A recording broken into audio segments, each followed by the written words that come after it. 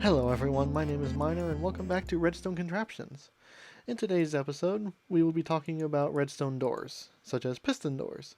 Now granted we all have, in our Minecraft world, we all have doors like this where one, you can open it with your fist, and that's well and good, but zombies can break these down.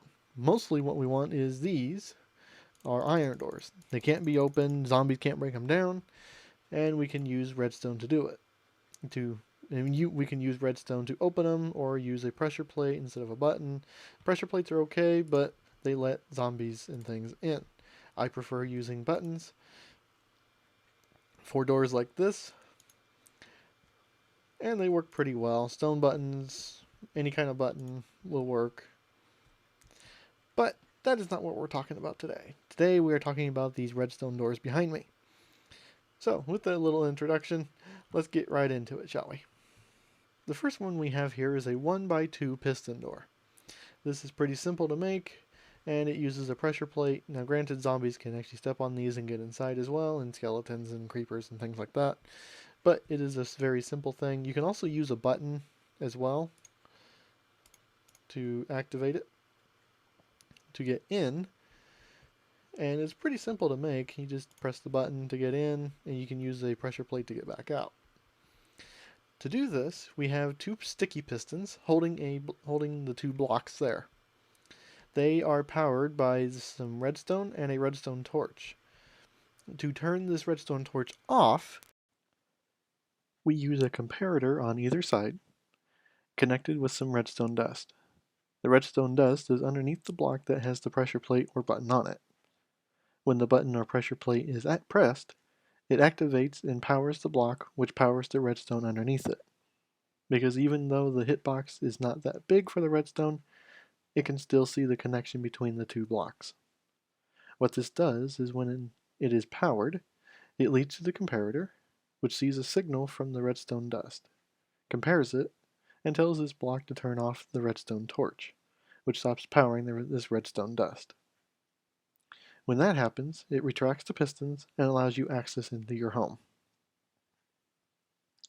Now, to do this, I will show you the way to set it up. Just take your sticky pistons, place them with a block behind them, stick the pistons there, like so. They aren't extended because they have no power yet, so we stick the redstone dust here, grab our redstone torch, and place it here. That should power them, like so. Then we take a pressure plate and place it here, and we put some redstone dust underneath it, just like that. Take a comparator and make sure you are facing towards the block when you place it down. This will make the comparator face the redstone dust. And then we just duplicate it on this side. Dust, dust, dust. And for here, we will put down a button and press it, and it works. And that's a simple 1x2. The next one is a 2x2 piston door. This is basically the same design as the 1x2. However, there is two of them. And basically it's the same system, and they are just repeated on both sides. You can have buttons as well, and it doesn't matter which side they're on. You could even just have the one button for outside. You can get in, and they move them back and forth. So when you step on the pressure plate, it moves them both back. And pretty much it's the same system. So we will get this in. We have our block. We have our blocks here.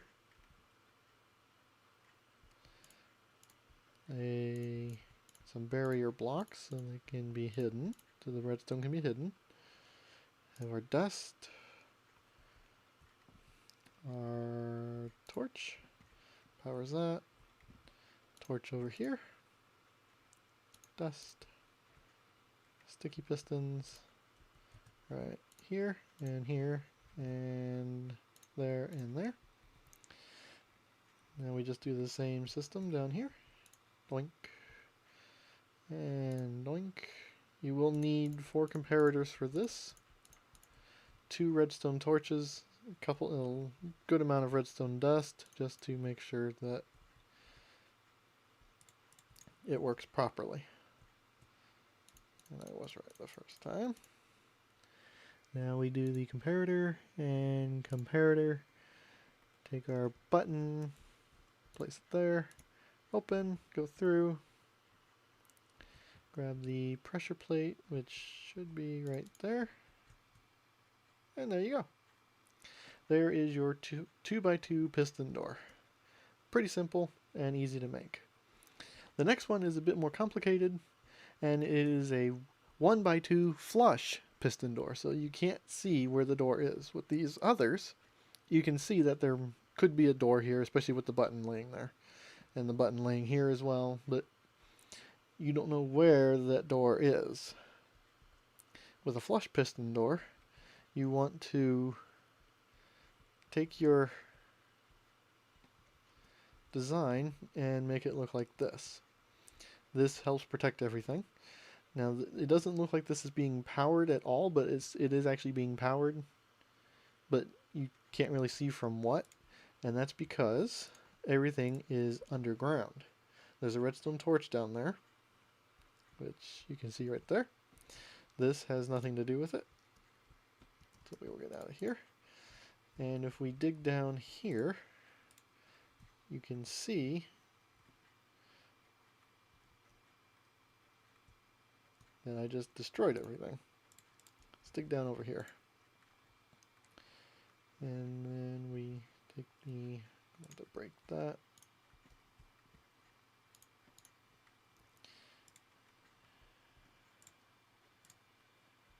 Okay. Oh, shoot.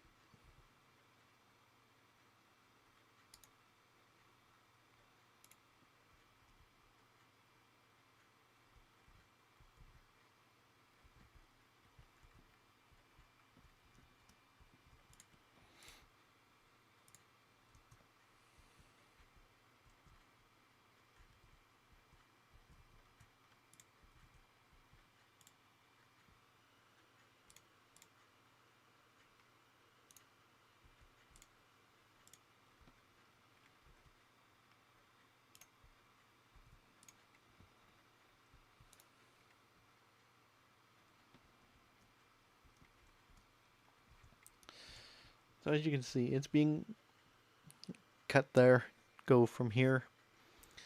As you can see, the power is, as you can see,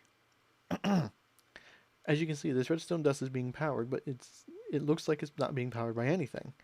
The reason is because of the redstone torch down here. It is still powering this block, and it's the same design as the other ones over there. But this one does everything underground. It doesn't have to use the little torch tower here. Actually, it does. It uses it is pretty much the same design, only instead of being the torch being on top and exposing it, it's underneath like that. And then we can take the redstone dust, power into this repeater, which then powers both at the same time. Now what that does is it powers both, and it pushes the pistons forward, the sticky pistons forward, and making this all flush. To retract it, you just have to press the button and it should retract it backwards. What we want is to move the pistons out of the way over here. To do this, we take 4 more sticky pistons, power them the exact same way with redstone and everything. And for that, I will show you down here. We just take the same output and go this way. Do a repeater here so that way we can have more power to the comparators. Have them power another redstone torch back here, as you can see. And what that will do is power the side pistons here, so when we get ready to press it, we press it, it pulls it out of the way and makes it more accessible and makes it a flush piston door. Now to do this, I will show you how to make it as well. It's pretty simple. What we start with is where we want the door. I'll put it right here. We want the pistons back there. And now we close this back up. It will grab those. We take like so. Take some redstone dust, put it up there. Take a repeater, stick it in there. Now it should be facing towards those. Now what we want to do is figure out where our dust is, and we'll do it there. Stick a torch on it. It should power it. Now we will take a comparator facing this way. Make sure you're always facing the block when you're placing down comparators. Draw the line of dust to where the door should be, and that will be good. Now for the other pistons, we want to come in here and place them like so. That way they grab. Place down some blocks like that. Dust, dust, repeaters. Put down 2 blocks there. Dust and dust. Now you might be able to get away with just 1. Yeah, you can just get away with 1. So that makes it a little more, that makes it simpler. Now we just break in here. Put a comparator there. And we should be able to just connect everything up like this. Just like that. We put the blocks back in. Fly up here. Put the button down where the redstone connects. And it might be a good idea to put that down and then measure and make sure everything works properly before you start anything. And then open it. And we didn't do that right, because one thing you should remember to do is with these side pistons, do a 2-tick delay, and that should still getting powered too quickly. So we'll do a 3-tick delay. I think because I have the repeater on that one over there, it made it a little slower. So we'll do that. There we go. So if you're not using a repeater down here to extend the signal a little bit better, you can do a 3-tick delay, which is when you have it, that's a 1 tick, so it just powers it. Then you want to do a 2-tick, 3-tick. Back here is a 4-tick, this would make it too slow. You want to do a 3-tick, so you want to take it and just click it twice. So now, when you press your button, you can get through. And to get back through, you can do the same technique of putting down a pressure plate a little farther away.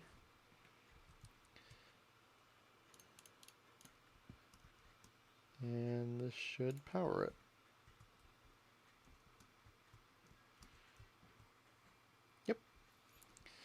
And that's all you need. So, if you enjoyed this video, leave me a like and let me know down in the comments if you want to see something different. And I will see you guys in the next one. See ya!